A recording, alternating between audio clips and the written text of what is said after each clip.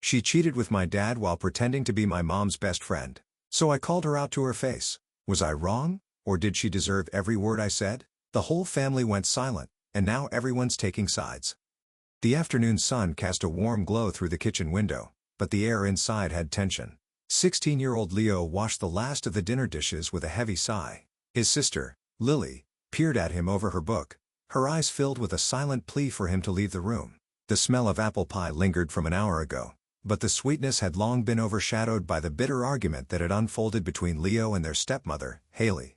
Leo's fists clenched at his sides as Haley's words echoed in his head. "You're just a bully," she had sobbed, her voice raw with pain. "I don't need this. I didn't sign up for this." It was a stark contrast to the smiling face she often presented to the world, but in the privacy of their home, her true feelings were laid bare. The kitchen grew eerily quiet, the only sound the rhythmic clank of the dishes as Leo scrubbed them clean. His thoughts swirled like the soap bubbles in the sink. He knew he was pushing Haley's buttons, but he couldn't seem to stop. It was a twisted sense of justice, a way to keep his mother's memory alive and to ensure that Haley never felt she could replace her. His aunt, Rachel, cleared her throat, her voice tentative. "Leo," she began, "you know I love you and Lily, but Haley's right. It's time to stop." Rachel's eyes searched his, looking for a crack in his armor, a glimmer of understanding. "What happened with your mom was terrible, but you can't keep punishing them for it. Your sister's growing up in this too, and she deserves a chance at happiness." Leo glared at Rachel, the warmth of the water forgotten against his hands. "How can you defend her?" he spat. "She's the reason Mom is gone." The rage in his voice was palpable, the room seeming to shrink around him. Rachel's face fell, and for a moment, she looked as if she had been slapped. "It wasn't just Haley," she said softly, her voice steady despite the accusation. "Your dad played a part in it too. And it's not about defending anyone. It's about moving forward. You're hurting yourself, and you're hurting your sister with this anger."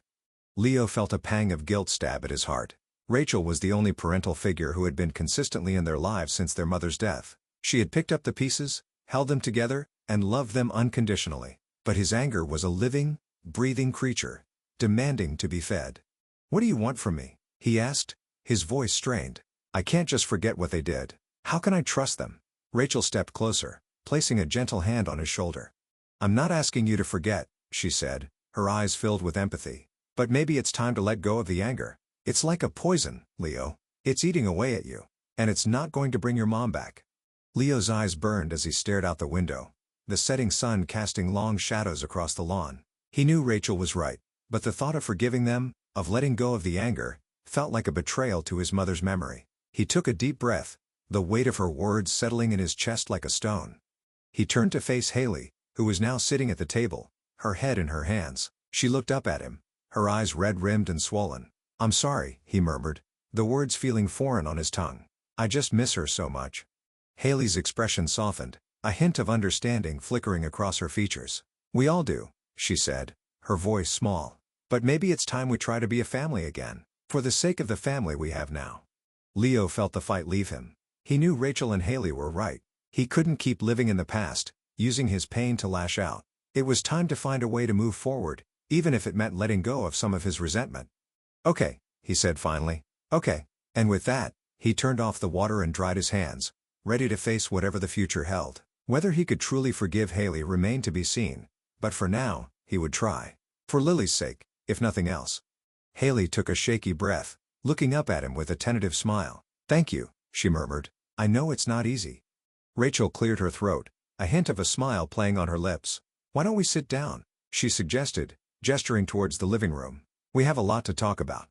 The three of them moved into the adjoining space, the leather couches groaning slightly under their weight. Haley spoke first, her voice trembling. "Leo," she began, "I know I can never take your mom's place, and I know that I hurt you, hurt all of us, when I got involved with your dad. But I do love you both, in my own way, and I'm so sorry for everything that happened." Leo's jaw tightened, but he didn't interrupt. He could feel Rachel's hand on his back, a silent support that helped him stay calm. Haley took another deep breath, her eyes never leaving his. "I know that I was a part of the pain, but I want you to know that I've suffered too. Your mom was my best friend, and I've lost her just like you have." He stared at her, the words hitting him like a ton of bricks. He had never considered that she might miss his mother too. The room was thick with emotion, the air heavy with unshed tears and unspoken regrets. For the first time in years, Leo felt a crack in the wall he had built around himself, a crack that might just be wide enough to let some light in. "I know that's not enough," Haley continued, her voice thick with unshed tears, "but I want to make it right. I want us to be a family. We can't change the past, but we can choose to move forward." Leo felt something shift inside him, something he hadn't felt in a long time. Hope. It was a small, fragile thing, but it was there. He glanced at Rachel, who gave him an encouraging nod. He took a deep breath and leaned back into the couch, his heart racing. "Okay," he said again, his voice a whisper. "Let's talk." And so, they did. They talked about his mother, her laugh and her cooking, the way she would read bedtime stories to him and Lily. They talked about the good times before the tumor, and the bad times after she was gone. They talked about the anger and the hurt, the resentment and the guilt. It wasn't a magical conversation that solved everything, but it was a start. As the sun dipped below the horizon, casting the room in a soft glow, Haley reached out and took his hand. It was a gesture that was as surprising as it was comforting. "We're all hurting," she said. "But maybe we can hurt together, and find a way to heal together too." Leo squeezed her hand, feeling the warmth of her touch. "I want to try," he said. And for the first time in years, he meant it. The anger was still there, simmering just below the surface. But there was something else now. A chance, however small, that they could find a way to live together, to support each other, and maybe, just maybe, to be happy again. It was the first step on a long road, but it was a step forward. And for now, that was enough. The weeks that followed were a whirlwind of emotions and adjustments. Haley's mom had moved in to help with the kids, and the house was filled with a new kind of chaos, laughter, tears, and a strange, tentative peace. There were moments when Leo would catch Haley looking at him, her eyes filled with hope, and he would look away, unsure of what to do with it. But she never pushed, never forced the issue. Instead, she offered small kindnesses, like making his favorite breakfast or asking about his day at school. And slowly, Leo began to realize that maybe, just maybe, she wasn't the monster he had painted her to be. One evening, as he was helping Haley's mom with homework for her youngest, Leo had a sudden realization. Haley had been there for him and Lily, taking care of them when their own mother couldn't. She had stepped into a role that no one wanted, and she had done it with a grace and strength that he had never seen in anyone before. It wasn't easy, and she certainly didn't have to do it, but she did. And in that moment, he understood that she wasn't just his dad's girlfriend. She was a mother to his sisters, a caretaker to their broken family. The crisis came when Lily broke her arm playing soccer. The pain was excruciating, and she screamed for their mom, not Haley. But Haley was the one who rushed to her side, holding her tight, whispering reassurances, and calling for an ambulance. Rachel looked at Leo with a mix of pity and understanding. He knew what she was thinking. His behavior had driven a wedge between Haley and Lily, and now they were all paying for it. As they waited for the paramedics, Leo watched Haley's face contort with pain, her eyes tightly shut, and he realized that she was grieving too, grieving for the family she had lost and the family she had never truly been accepted into. In the hospital waiting room, Haley's hand found his again. He didn't pull away this time. She looked up at him, her eyes filled with tears. "Thank you," she murmured, "for being here, for letting me be here." And it was in that moment, amidst the beeping machines and the sterile smell of antiseptic, that Leo felt the first stirrings of acceptance. Maybe they could never replace his mother, but they could be there for each other. They could be a new kind of family. The journey ahead was far from easy. There would be arguments and misunderstandings, moments when the anger would bubble up again. But there would also be moments like this, moments of genuine connection and care. And as he watched Haley's shoulders sag with relief when the doctor said Lily would be okay, Leo knew that he had made the right decision. It was time to let go of the anger, to forgive, and to start anew. The sun had long set by the time they got home, the house eerily quiet. Rachel had taken the little ones to bed, leaving the two of them alone in the living room. Haley sat on the couch, her eyes red from crying, her face drawn with exhaustion. "Thank you," she said again, her voice barely a whisper. "Thank you for letting me be a part of this." Leo sat down beside her, feeling the weight of his words as he spoke. "You are a part of this," he said.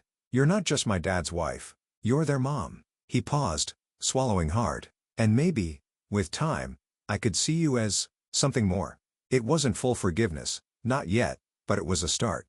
Haley's eyes searched his, and he saw the hope there. The hope that he would one day accept her as part of the family she had built with his dad. "I'll wait," she said, her voice thick with emotion.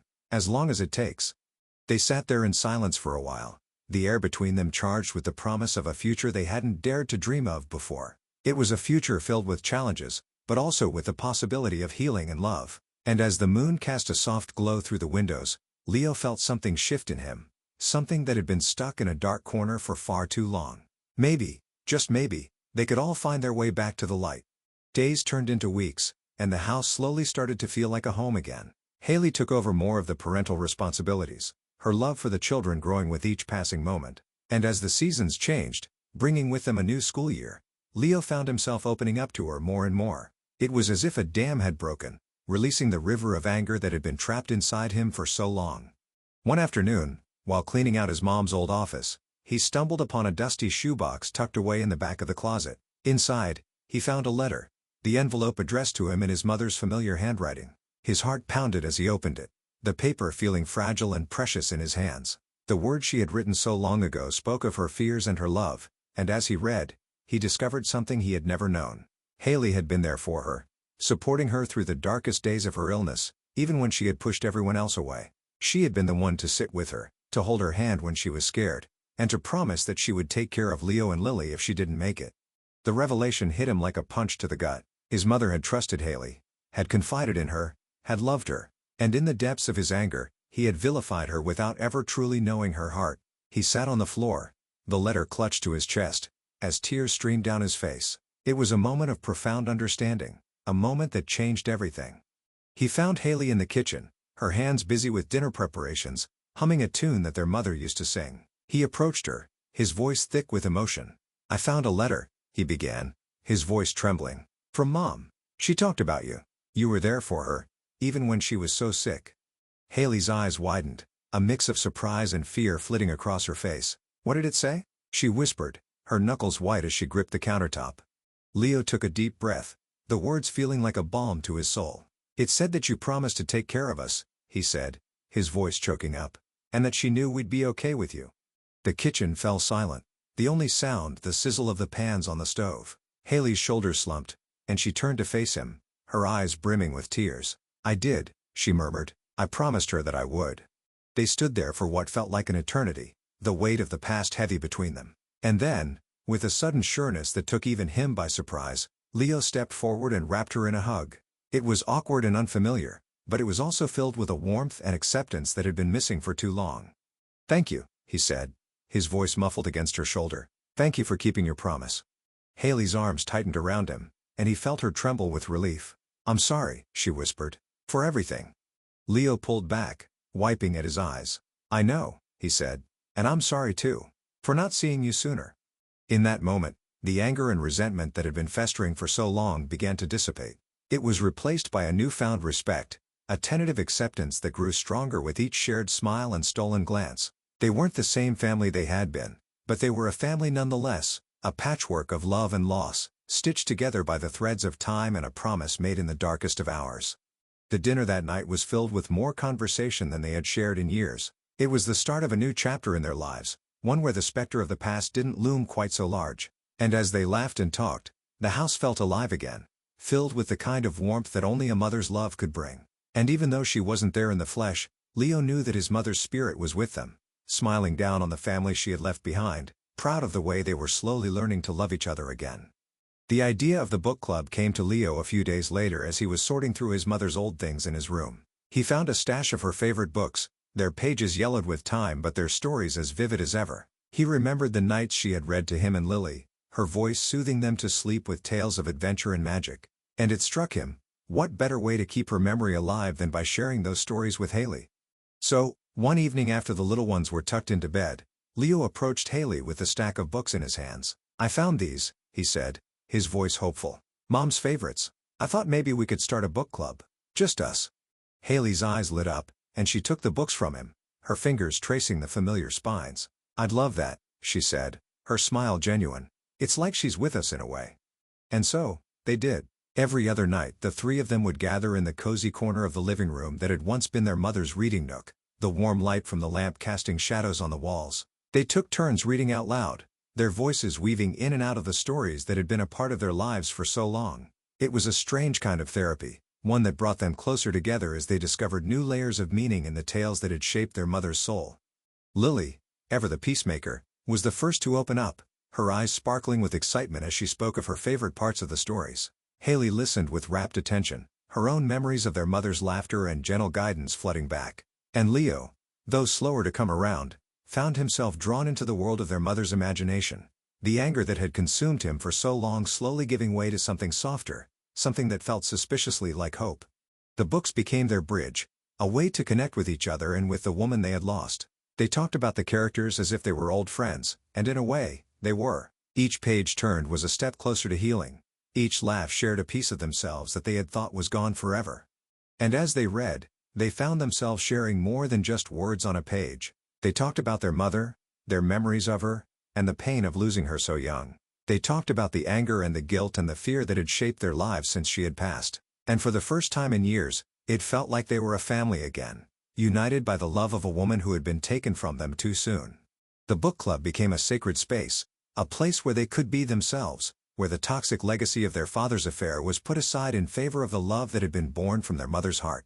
And as they grew closer, the tension in the house began to ease, replaced by a sense of belonging and acceptance that had been missing for so long.